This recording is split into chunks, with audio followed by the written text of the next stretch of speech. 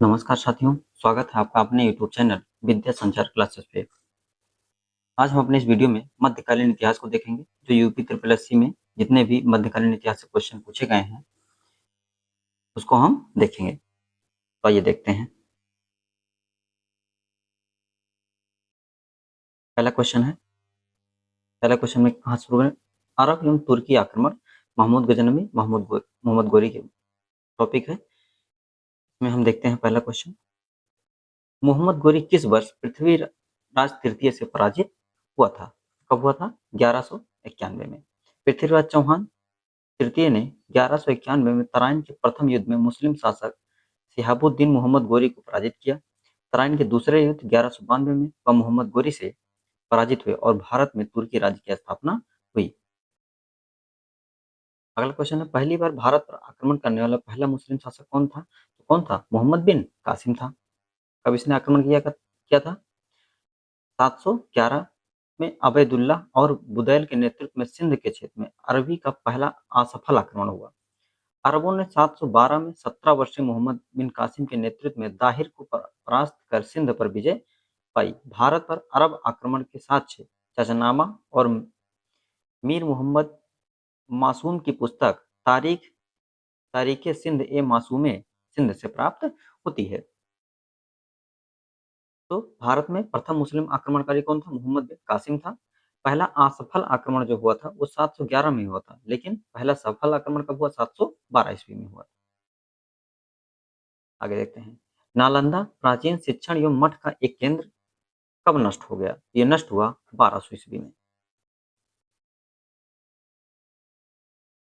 नालंदा विश्वविद्यालय बिहार मगध में स्थित महत्वपूर्ण बौद्ध शिक्षा का केंद्र था। नालंदा प्राचीन शिक्षण एवं मठ का एक केंद्र 1200 ईस्वी में नष्ट हुआ। इसको 1197 ईस्वी में ऐबक के एक सेनापति बख्तियार खिलजी ने इसको नष्ट कर दिया था।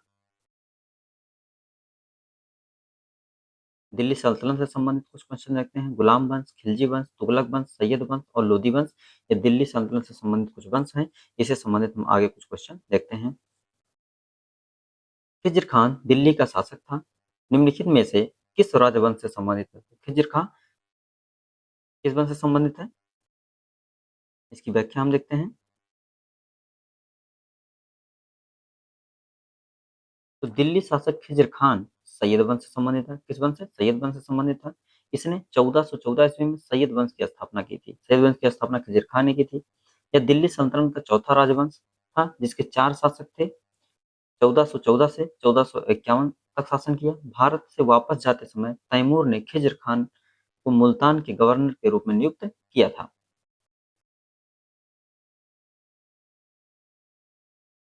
आगे देखते हैं। दिल्ली सल्तनत के निम्नलिखित राजवंशों में से किसने सबसे कम अवधि तक शासन किया? तो किसने किया? खिलजी वंश ने सबसे कम अवधि तक शासन किया था। दिल्ली सल्तनत के राजवंशों सबसे कम अवधि तक खिलजी वंश ने शासन किया था। खिलजी वंश ने दिल्ली की सत्ता कब से कब तक शासन किया? 1290 से 1320 ईस्वी तक शासन किया। जलालुद्दीन फिरोज खिलजी खिलजी वंश के संस्थापक थे। दिल्ली के खिलजी सुल्तानों में अलाउद्दीन खिलजी 1296 से 1316 ईस्वी सबसे प्रसिद्ध और योग्य शासक था। इसने सिकंदर या सानी की उपाधि धारण की थी। इसी में अगर आपसे यह पूछे कि सबसे ज्यादा अवध तक किस वंश ने शासन किया, तो तुगलक वंश होगा। इसमें पूछा गया है कम, तो कम खिलजी हो गया, सबसे ज्यादा तुगलक वंश। आगे देखते हैं। निम्नलिखित में से दिल्ली का पहला सुल्तान कौन बना? दिल्ली का पहला सुल्तान कुतुबुद्दीन ऐबक बना। दिल्ली का पहला सुल्तान कुतुबुद्दीन ऐबक था। मोहम्मद गोरी का गुलाम था ये। मोहम्मद गोरी के गुलाम कुतुबुद्दीन ऐबक ने 1206 ईस्वी में गुलाम वंश की नींव रखी। ऐबक का साम्राज्य पूरे उत्तर भारत में फैला था। इसने लाहौर को अपनी राजधानी बनाया और कुतुब मीनार की नींव डाली। कुतुबुद्दीन ऐबक किस राजवंश का था? तो ये किस वंश का था? गुलाम वंश का था।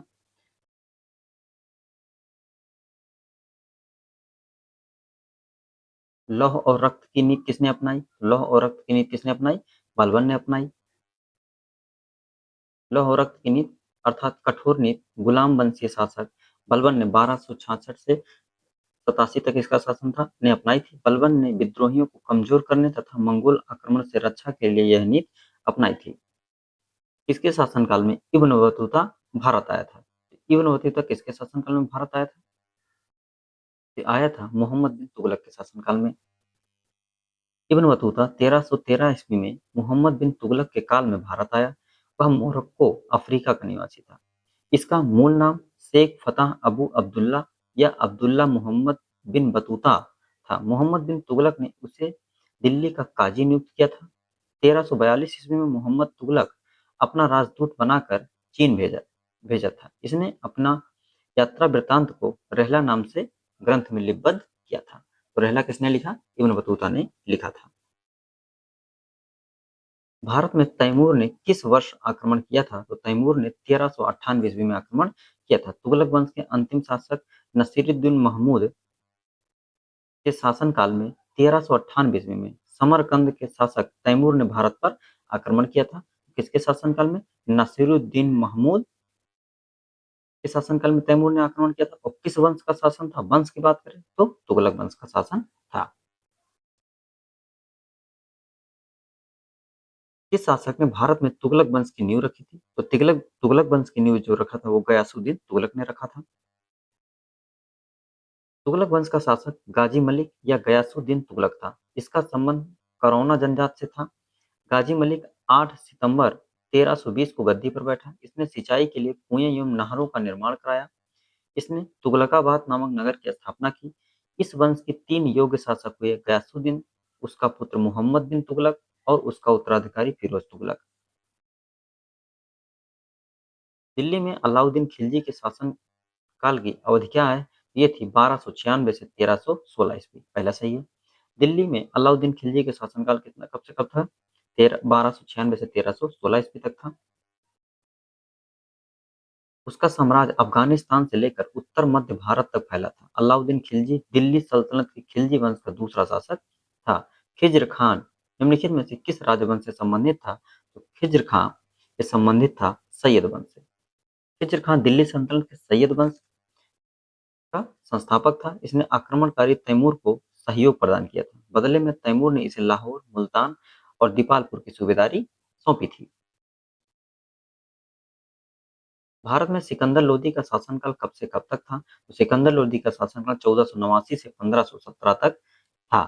सिकंदर लोदी शासनकाल था 1489 से 1517 ईस्वी तक। बहलोल लोदी का पुत्र एवं उत्तराधिकारी था। इसका मूल नाम निजाम खां था। सिकंदर लोदी का मूल नाम क्या था? निजाम खां था।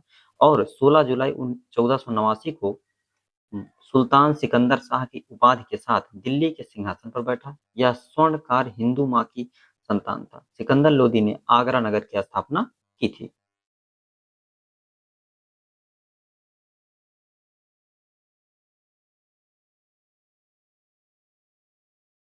आगे देखते हैं विजयनगर साम्राज्य।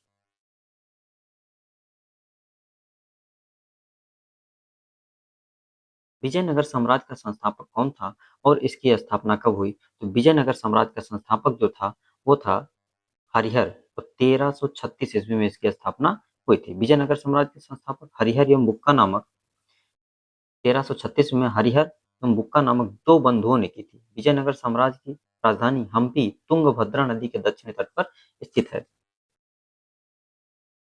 विजयनगर की प्रचलित परंपराओं के अनुसार राय विजयनगर के शासकों को कहा जाता था, क्या कहा जाता था? नरपत। विजयनगर की प्रचलित परंपराओं के अनुसार राय विजयनगर के शासकों को नरपत, लोगों का स्वामी कहा जाता था। अश्वपति विजयनगर की लोकप्रिय परंपराओं में दक्कन के सुल्तानों को घोड़े के स्वामी या अश्वपति कहा जाता था। तुलुक वंश की स्थापना किसने की थी? तुलुक वंश की स्थापना वीर नरसिंह ने की थी। किसने किया था? वीर नरसिंह ने किया था। तुलुक वंश की स्थापना नरसा नायक के पुत्र वीर नरसिंह ने की थी। तुलुक वंश विजयनगर का तीसरा राजवंश था। तुलुक वंश के 6 शासकों ने 60 वर्ष तक शासन किया था। तुलुक वंश कब से कब तक था? 1505 से 1565 ईस्वी तक। आगे देखते हैं किस प्राचीन साम्राज्य में महिलाएं कुश्ती में भाग लेती थी? तो विजयनगर साम्राज्य में महिलाएं कुश्ती में भाग लेती थी। विजयनगर साम्राज्य मध्यकालीन दक्षिण भारत का एक साम्राज्य था। इसकी स्थापना हरिहर प्रथम और बुक्का राय नामक दो बंधुओं ने की थी। इस प्राचीन साम्राज्य की महिलाएं कुश्ती में भाग लेती थी। विजयनगर राज्य किस नदी के किनारे है? तो किस नदी के किनारे है? तुंगभद्रा नदी किनारे। ऊपर हम देख चुके हैं। विजयनगर साम्राज्य के संस्थापक कौन थे? हरिहर राय, बुक्का राय, दोनों थे, लेकिन इसीलिए दोनों विकल्प सही होगा इसमें। विजयनगर साम्राज्य की स्थापना हरिहर और बुक्का नामक दो भाइयों ने 1336 ईस्वी में की थी। वर्तमान में विजयनगर का नाम हम्पी है। विजयनगर साम्राज्य निम्न राजवंशों से शासन किया। कौन कौन से? संगम वंश, सालुब वंश, तुलुब वंश, चौथा है अराविडु वंश। संगम वंश के संस्थापक हरिहर और बुक्का थे। यह हिंदू राजवंश था। मतलब इसके अंतर्गत जितने भी राजवंशों ने शासन किया, ये संगम वंश, सालुब वंश, तुलुब वंश, ये सब विजयनगर साम्राज्य के अंतर्गत वंश थे। सिख धर्म और भक्ति आंदोलन से संबंधित कुछ क्वेश्चन है। मध्य भारत में सतनामी आंदोलन की स्थापना किसने की? तो मध्य भारत में सतनामी आंदोलन की स्थापना घासीदास ने की। किसने किया? घासीदास ने किया। मध्य भारत में सतनामी आंदोलन की स्थापना 19वीं शताब्दी के प्रारंभ में छत्तीसगढ़ क्षेत्र में संत घासीदास द्वारा की गई। संत घासीदास ने नैतिक और आहार संयम, सामाजिक समानता का उपदेश दिया और अपने शिक्षाओं के प्रचार के लिए निर्वाण ज्ञान की रचना की थी। अपने संदेश के प्रचार प्रसार के लिए हिंदी का प्रयोग करने वाले प्रथम भक्ति संत निम्नलिखित में से कौन थे? ये थे रामानंद थे। स्वामी रामानंद मध्यकालीन भक्ति आंदोलन के संत थे। उन्होंने राम भक्ति धारा को समाज के प्रत्येक वर्ग तक पहुंचाया। तो पहले ऐसे आचार्य हुए जिन्होंने उत्तर भारत में भक्ति का प्रचार किया। इन्होंने अपने संदेश के प्रचार प्रसार के लिए हिंदी का प्रयोग किया। उनके बारे में प्रचलित कहावत है कि भक्ति द्रविड़ उपजी लाए रामानंद। आगे देखते हैं, मध्य युगीन भारत में भक्ति आंदोलन के प्रमुख अगुवाकारों में से एक कौन था? ये कौन थे? शंकराचार्य थे। मध्य युगीन भारत में भक्ति आंदोलन के प्रमुख अगुवाकारों में एक शंकराचार्य जी थे। इनके द्वारा प्रतिपादित दार्शनिक परंपरा को अद्वैतवाद कहा जाता है। क्या कहा जाता है? अद्वैतवाद कहा जाता है। इस काल में सामाजिक धार्मिक सुधारकों द्वारा समाज में विभिन्न तरह से भगवान की भक्ति का प्रचार प्रसार किया गया। गुरु ग्रंथ साहिब के संकलन को प्रमाणित किया था। किसने किया था? गुरु गोविंद सिंह ने। गुरु ग्रंथ साहिब को 1706 गुरु गोविंद सिंह ने प्रमाणित किया था। इस संकलन में शेख फरीद, संत कबीर, नामदेव एवं गुरु तेग बहादुर जैसे अन्य हस्तियों के लेखन को जोड़ा गया। आदि ग्रंथ को ही गुरु ग्रंथ साहिब के नाम से जाना जाता है, जिसकी रचना गुरु अर्जुन देव ने किया। यह पुस्तक गुरुमुखी लिपि में लिखी गई है।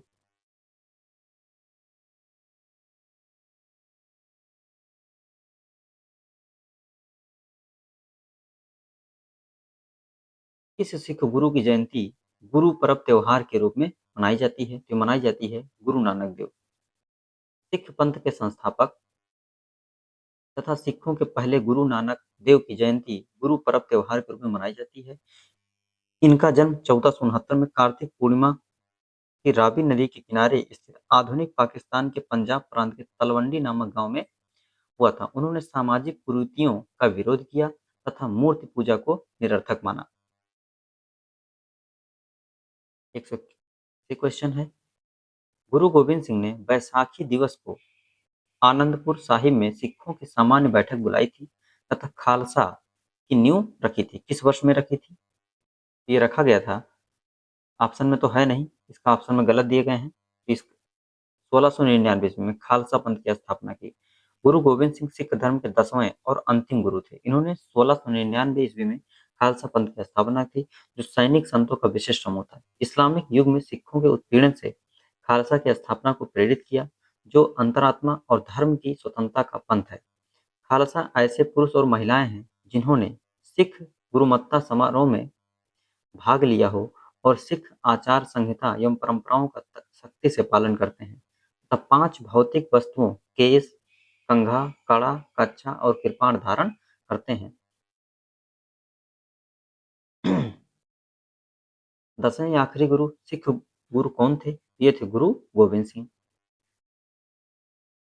सिख धर्म में 10 गुरु हैं, जिनके नाम इस पहले कौन है? गुरु नानक देव, फिर अंगद, फिर अमरदास, गुरु रामदास, गुरु अर्जुन देव, हरगोविंद सिंह, गुरु हरहर राय, हरकिशन, तेग बहादुर और गुरु गोविंद सिंह। ये 10 गुरु हुए सिख धर्म के। लंगर की परंपरा किसने आरंभ की? तो लंगर की परंपरा गुरु नानक जी ने प्रारंभ की। सिख पंथ की स्थापना गुरु नानक ने की थी, वे सिखों के पहले गुरु थे। इन्होंने ही लंगर व्यवस्था की भी शुरुआत की थी। किस सिख गुरु ने आदि ग्रंथ का संकलित किया? तो गुरु अर्जुन देव ने आदि ग्रंथ को संकलित किया था। सिखों के 5वें गुरु अर्जुन देव ने आदि ग्रंथ को संकलित किया। इन्होंने अमृतसर नगर, पूर्व नाम रामदासपुर था, का निर्माण पूरा कराया और उसमें अमृतसर एवं संतोष नगर नामक तालाब बनवाया। इन्होंने अमृतसर तालाब के मध्य हरमिंदर साहब का निर्माण करवाया, जिसकी नींव सूफी संत मियां मीर के द्वारा रखी गई थी। जहांगीर ने अपने विद्रोही पुत्र खुसरो की मदद के आरोप में गुरु अर्जुन देव को 30 मई 1606 ईस्वी को फांसी दे दी। तो अर्जुन देव को फांसी किस साल में थी? जहांगीर ने दिया। आगे देखते हैं। इस मुगल शासक के आदेश पर सिखों के 5वें गुरु अर्जुन देव जी को मार दिया गया। तो वो कौन थे? जहांगीर के कहने पर। किसके कहने पर? जहांगीर के कहने पर।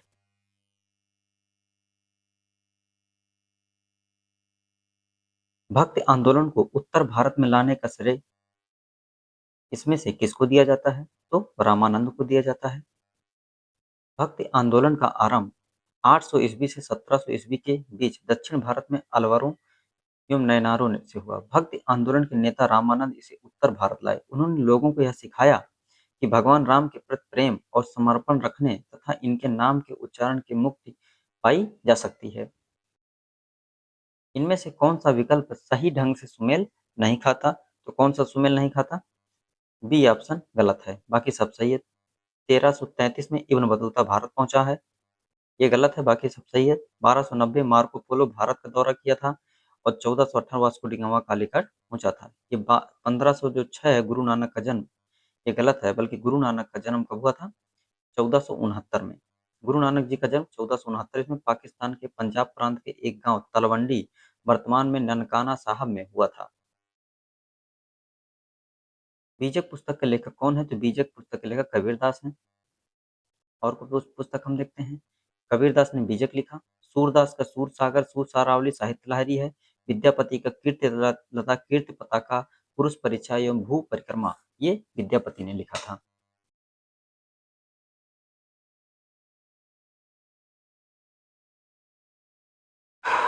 आगे देखते हैं मुगल काल। अकबर के बारे में निम्नलिखित में से कौन सा कथन सही है? तो अकबर के बारे में 3 कथन दिए गए हैं। पहला है, वह अपने पिता हुमायूं की मृत्यु के बाद गद्दी पर बैठे, पहला कथन। दूसरा है, उसने पानीपत की पहली लड़ाई में हेमू को हराया। तीसरा है, उसने प्रयागराज का नाम बदलकर इलाहाबाद कर दिया। कौन सा विकल्प इसमें सही है?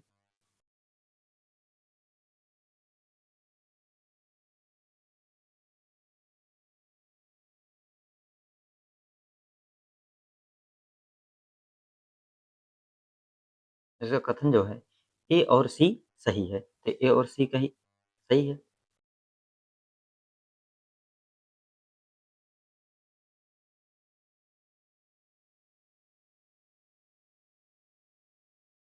देखिए, वह अपने पिता हुमायूं की मृत्यु के बाद गद्दी पर, ये सही है। फिर है, उसने पानीपत की लड़ाई में हेमू को हराया, ये गलत है।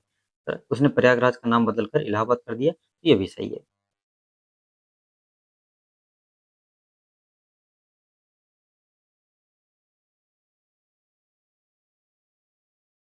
1556 ईस्वी में 13 साल की उम्र में गद्दी पर बैठा, किसकी? हुमायूं की मृत्यु के बाद। अकबर ने प्रयाग का नाम बदलकर इलाहाबाद अर्थात अल्लाह का शहर कर दिया, जबकि बी गलत है, क्योंकि पानीपत की लड़ाई में बाबर ने इब्राहिम लोदी को हराया था। 190 क्वेश्चन देखते हैं। किस मुगल सम्राट ने ईस्ट इंडिया कंपनी को बंगाल में शुल्क मुक्त व्यापार की अनुमति दे दी? तो किसने दे दिया? औरंगजेब ने दे दिया। मुगल सम्राट औरंगजेब ने वर्ष 1691 में एक फरमान या शाही आदेश जारी किया। इसने ईस्ट इंडिया कंपनी को बंगाल प्रांत में शुल्क मुक्त व्यापार करने की अनुमति दी। हालांकि निजी व्यापार करने वाले अधिकारियों को अभी भी शुल्क का भुगतान व्यापार करना पड़ता था। टोडरमल को निम्नलिखित में से किस नाम से जाना जाता था? तो ये मुशर्रिफ ए दीवान के नाम से जाना जाता था। टोडरमल को मुशर्रिफ ए दीवान के नाम से जाना जाता था। टोडरमल अकबर के वित्त मंत्री थे। राजा टोडरमल ने राजस्व एकत्रित करने की नई व्यवस्था शुरू की, जिसे जब्ती प्रणाली या दहसाला व्यवस्था के नाम से जाना जाता है। मुगल सम्राट बाबर ने निम्नलिखित में से किस स्थान पर राणा सांगा और उनके सहयोगियों को हराया था? ये हराया किसने? खानवा के युद्ध में। किस युद्ध में? खानवा के युद्ध में। मुगल सम्राट ने फतेहपुर सीकरी के निकट खानवा में 1527 ईस्वी में राणा सांगा एवं उनके सहयोगियों को हराया था। बाबर ने राणा सांगा के विरुद्ध युद्ध को जिहाद का नाम दिया और जीत के बाद गाजी की उपाधि धारण की। बाबर गुलाम वंश का संस्थापक था। संगमरमर या पित्रा ड्यूरा या रंगीन पत्थर की जड़ाई का काम के समय में बहुत लोकप्रिय हुआ, तो ये हुआ शाहजहां के समय में हुआ। संगमरमर या पित्रा शैली जो है ये रंगीन पत्थर की जड़ाई का काम सर्वप्रथम शाहजहां के समय में शुरू हुआ। इस कला का महत्वपूर्ण उदाहरण ताजमहल एवं एतमादुल्ला का मकबरा है। जजिया फिर से लगाने वाले मुगल शासक का नाम क्या है? तो जजिया फिर से लगाने वाले मुगल शासक का नाम क्या देखते हैं।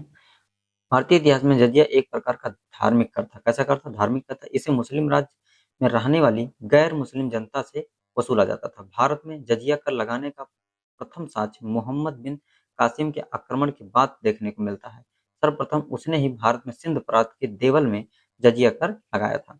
जजिया कर को समाप्त करने का पहला मुगल शासक अकबर था और औरंगजेब ने फिर से जजिया कर को लागू कर दिया था। जब ईस्ट इंडिया कंपनी की स्थापना हुई तब भारत पर निम्नलिखित में से किसका शासन था? तो किसका शासन था? मुगल सम्राट का शासन था। ईस्ट इंडिया कंपनी की 1600 ईस्वी में हुई थी। इस समय मुगल बादशाह अकबर का शासन था।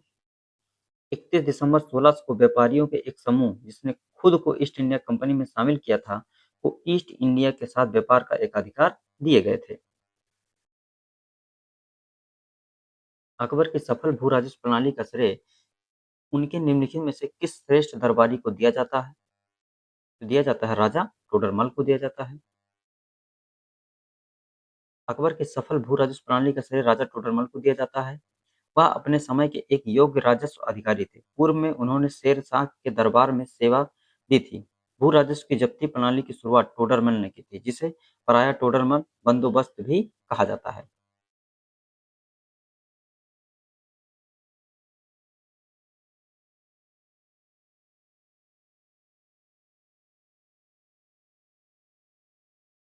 आगे देखते हैं निम्नलिखित में से किस लड़ाई में मुख्य विरोधियों को सही ढंग से नहीं बताया गया है?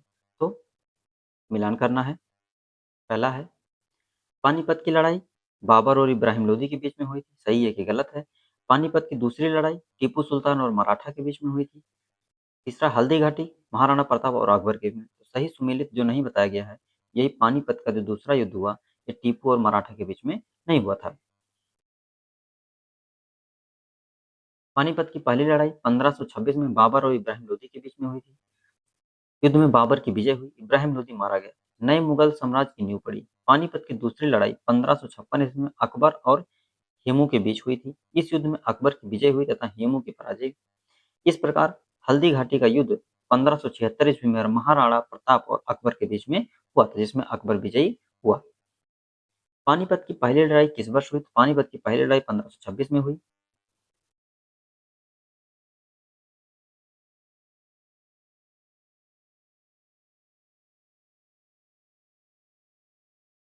1556 में पानीपत का द्वितीय युद्ध किसके बीच लड़ा गया? तो अकबर और हेमू के बीच में लड़ा गया। पानीपत का प्रथम युद्ध 1526 में बाबर इब्राहिम लोदी के बीच। द्वितीय युद्ध 1556 में अकबर और हेमू के मध्य में। पानीपत का तृतीय 1761 में मराठों और अहमद शाह अब्दाली के मध्य में। शेरशाह सूरी का वास्तविक नाम क्या था? तो ये फरीद था। क्या था? फरीद था। शेरशाह सूरी का वास्तविक नाम फरीद था। इसने अपनी शिक्षा जौनपुर से प्राप्त की थी। 1539 में चौसा का युद्ध हुमायूं और शेर शाह के बीच लड़ा गया। इसने विजय के पश्चात शेर खां की शक्ति और प्रतिष्ठित दोनों में वृद्धि हुई। अब उसने शेर शाह की पदवी धारण कर अपने नाम का खुतबा पढ़वाया और अपने नाम सिक्के पर भी अंकित करवाया।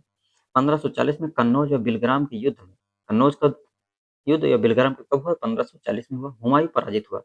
कलिंजर विजय 1545 में ईस्वी के दौरान बारूद में आग लगने से शेर शाह घायल हो गया और 22 मई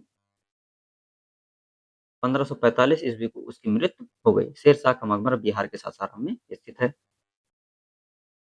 निम्नलिखित में से किस शासक की मृत्यु उसके पुस्तकालय की सीढ़ियों से गिरकर हुई थी? किसके हुई थी? हुमायूं की हुई थी। किस वर्ष बाबर ने सुल्तान इब्राहिम लोदी को पानीपत की लड़ाई में पराजित किया था? कब किया था? 1526 में। निम्नलिखित में से किस मुगल सम्राट द्वारा आगरा के किले का निर्माण कराया गया था? तो आगरा के किले का निर्माण किसने कराया था? अकबर के द्वारा कराया गया था।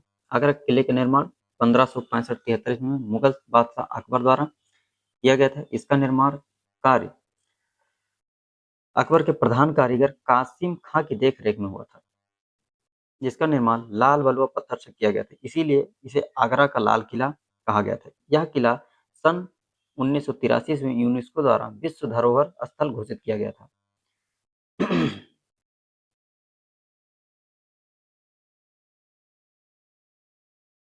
मुगल शासन के दौरान एक कोतवाल की सही भूमिका क्या थी? तो एक कोतवाल की कानून और व्यवस्था बनाए रखना।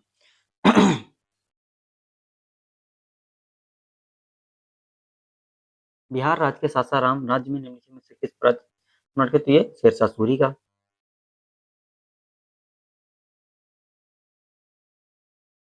मुगल वंश के पहले सम्राट बाबर ने अपनी देशीय भाषा चगताई तुर्की में अपनी आत्मकथा लिखी। इस पुस्तक का क्या नाम था? इस पुस्तक का नाम था बाबर नामा। भाषा क्या थी? चगताई तुर्क थी। मुगल वंश का वास्तविक संस्थापक जहीरुद्दीन मोहम्मद बाबर तुर्कों की चगताई शाखा से था, जिसका संबंध मंगोल नेता चंगेज खां से था। बाबर ने अपनी आत्मकथा स्वयं लिखा, जिसको तुजुक ए बाबरी या बाबरनामा के नाम से जाना जाता है। यह किताब तुर्की भाषा में लिखी गई है, इसलिए मुगलों की दरबारी भाषा फारसी थी। लेकिन मुगलों की दरबारी भाषा क्या थी? फारसी थी। इस पुस्तक में बाबर ने विजयनगर और मेवाड़ साम्राज्य का उल्लेख किया है। भारत में जहांगीर का शासनकाल क्या था? कौन सा समय था? ये था 1605 से 1627 ईस्वी में। भारत में जहांगीर का शासनकाल 1605 से 1627 तक था। इसका शासनकाल चित्रकला का स्वर्ण युग कहा माना जाता है। अक्टूबर 1627 में बिम्भर नामक स्थान पर इसकी मृत्यु हो गई और इसका मकबरा कहाँ पे है? लाहौर में स्थित है। और कौन सा स्थान है जहां अंतिम मुगल सम्राट बहादुर शाह जफर की मृत्यु हुई थी? तो बहादुर शाह जफर की मृत्यु जो हुई थी वो रंगून में हुई थी। 1857 के विद्रोह के समय बहादुर शाह द्वितीय को हुमायूं के मकबरे से गिरफ्तार किया गया था। इसे हडसन ने रंगून निर्वासित कर दिया था और 1662 में बहादुर शाह जफर की मृत्यु हो गई थी। पहला कठपुतली मुगल सम्राट कौन था? तो पहला कठपुतली मुगल सम्राट जहांदार शाह था। बहादुर शाह की मृत्यु के बाद उसके पुत्रों जहांदार शाह, असीम उस शान, रफी उस शान और जहान शाह में हुए उत्तराधिकारी युद्ध में जहांदार शाह ने जुल्फिकार, जहांदार शाह का शासन कब था? 1712 से 1713 में ने जुल्फिकार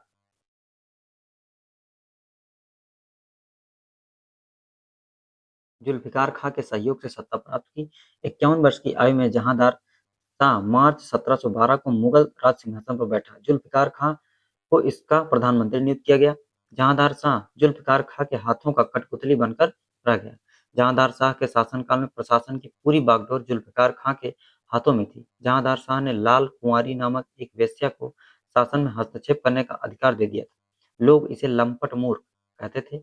अजीम उस खान के पुत्र फर्रुखसियर ने सैयद बंधुओं अब्दुल्ला खां एवं हुसैन अली के सहयोग से जहांदार शाह की हत्या करवा दी।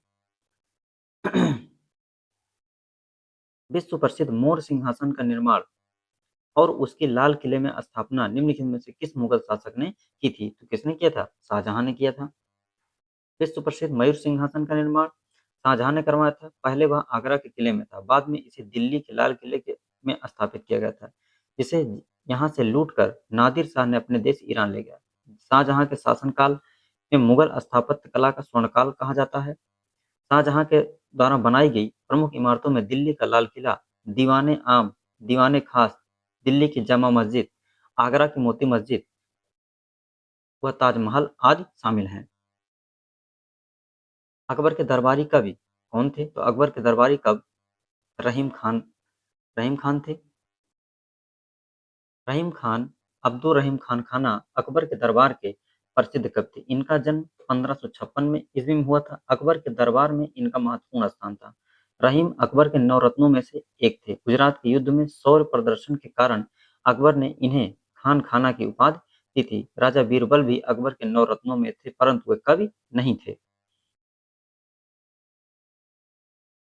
अकबर के 9 रत्न के बारे में निम्न में कौन सा कथन सही ढंग से मेल नहीं खाता है?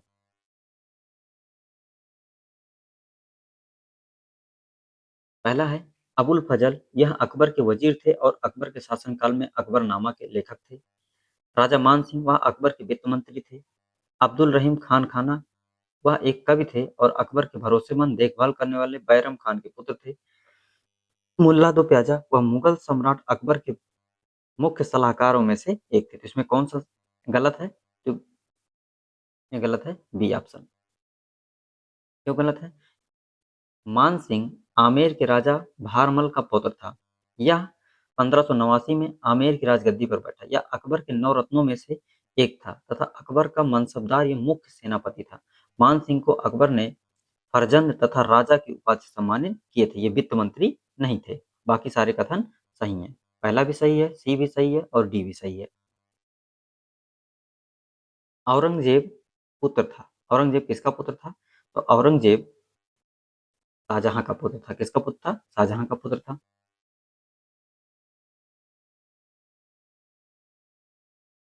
औरंगजेब जन्म कब हुआ था? 1618 ईस्वी में उज्जैन के निकट दोहत नामक स्थान पर मुमताज के गर्भ से हुआ था। इनके पिता का नाम शाहजहां था। इसने 1658 से 1707 ईस्वी तक मुगल साम्राज्य का शासन किया। इसके शासनकाल में मुगल साम्राज्य अपने विस्तार के चरम उत्कर्ष पर था। इसने कौन सा मुगल बादशाह शराब को छूता तक नहीं था? तो औरंगजेब शराब को नहीं छूता था। किस मुगल बादशाह ने इलाहाबाद को अपनी राजधानी बनाया? तो इलाहाबाद को अपनी राजधानी किसने बनाया था?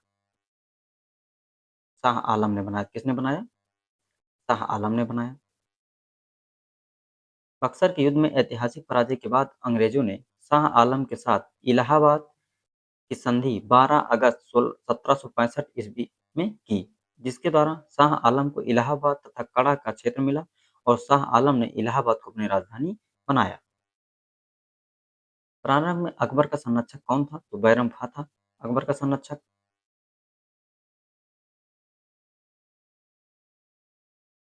हुमायूं की दुर्घटना से आकस्मिक मृत्यु के उपरांत उनके बेटे अकबर को कहाँ मुगल सिंहासन पर बैठाया गया? तो बैठाया गया कला नौर में।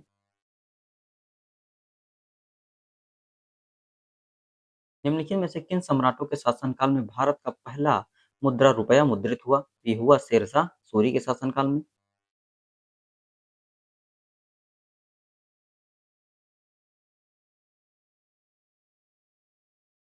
थॉमस रो मुगल सम्राट जहांगीर से किस किले में मिला था? ये मिला था अजमेर के किले में। सर थॉमस रो 1615 में इंग्लैंड के राजा जेम्स प्रथम के राजदूत के रूप में मुगल सम्राट जहांगीर के दरबार में आए। वहां जहांगीर ने अजमेर के किले में इनसे मुलाकात की।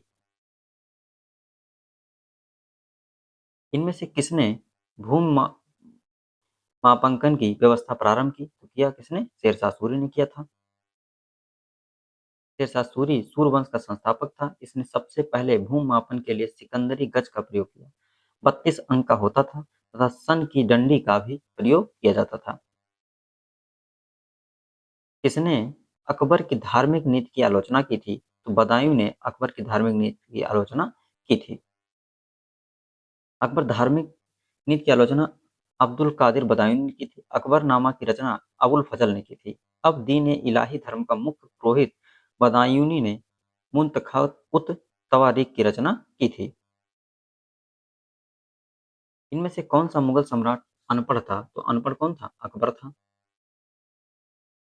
मुगल काल में पुलिस बल के मुखिया को क्या कहा जाता था? मुगल काल में पुलिस बल के मुखिया को कोतवाल कहा जाता था। निम्नलिखित में से किस मुगल शासक ने अंततोगत्ता मेवाड़ के शासक महाराणा प्रताप सिंह के पुत्र राणा अमर सिंह के साथ एक समझौता किया था? किसने किया था?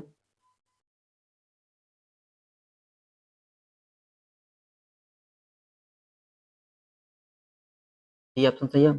महाराणा अमर सिंह मेवाड़ के सिसोदिया राजवंश के शासक महाराणा प्रताप के पुत्र महाराणा उदय सिंह के पौत्र थे। कई संघर्षों के बाद जहांगीर ने शहजादे खुर्रम को मेवाड़ अभियान के लिए भेजा और अंत में खुर्रम ने मेवाड़ पर अधिकार कर लिया। पराजय के बाद इन्हें 1615 ईस्वी में अपमानजनक संधि करनी पड़ी। वे मेवाड़ के अंतिम स्वतंत्र शासक थे। कौन थे? महाराणा अमर सिंह।